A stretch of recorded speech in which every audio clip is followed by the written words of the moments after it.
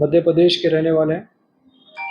ये यहाँ पर फ्लैट किराया लेकर के रहते हैं और यहाँ पर ये ऑफलाइन क्रिकेट का सट्टा कर रहे थे।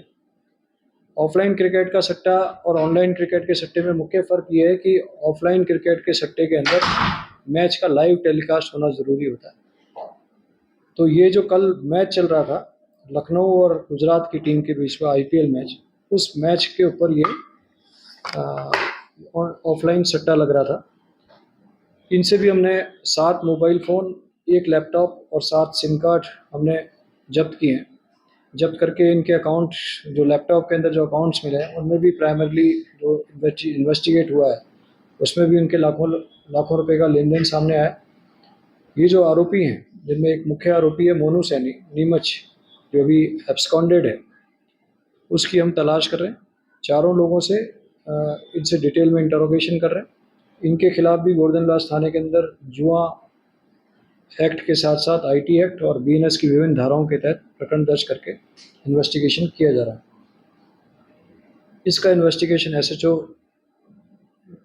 टीडी कर रहे हैं और इनको भी आज कोर्ट में पेश करके और पीसी रिमांड लेकर के इनसे भी इन्वेस्टिगेशन किया जा रहा है।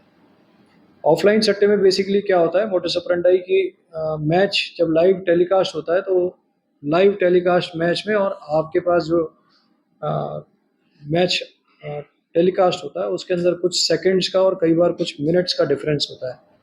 लेकिन जो ऑफलाइन सट्टा लगाने वाले लोग हैं, बैटर्स हैं, उनके पास एक ऐप होता है तो उनको अमूमन वो लाइव जो इमीडिएट मैच का टेलीकास्ट होता है वो प्राप्त होता है।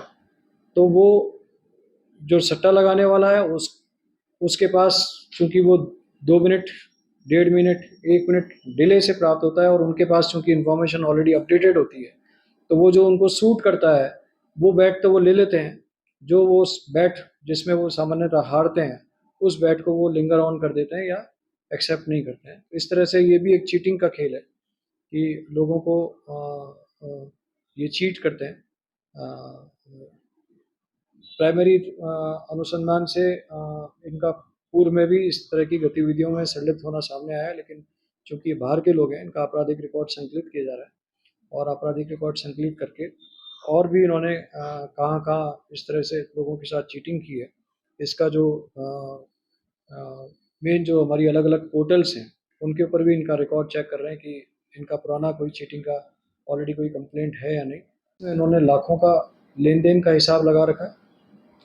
इनके पास जो अकाउंट्स मिले हैं, जिनमें ऑनलाइन ट्रांज़ैक्शंस होते थे, उन ऑनलाइन ट्रांज़ैक्शन में भी लाखों का लेन-देन है और लाखों रुपए उस पर्टिकुलर टाइम पर जमा भी थे, जिन्हें तुरंत संबंधित बैंक को मेल भेजकर हमने फ्रीज कराया।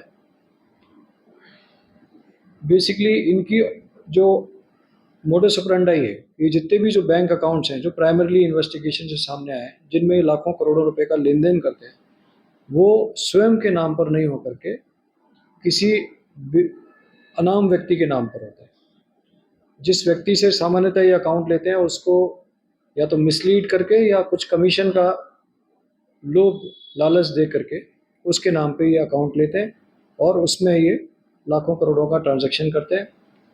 लाखों करोड़ों का ट्रांजैक्शन बेनामी अकाउंट पे करने से इनको ये रहता है कि डायरेक्ट इनके खिलाफ एविडेंस नहीं होती और जो जिसके अकाउंट के अंदर लाखों करोड़ों का लेन देन होता है, प्राइमरी जिम्मेदारी उसी की होती है।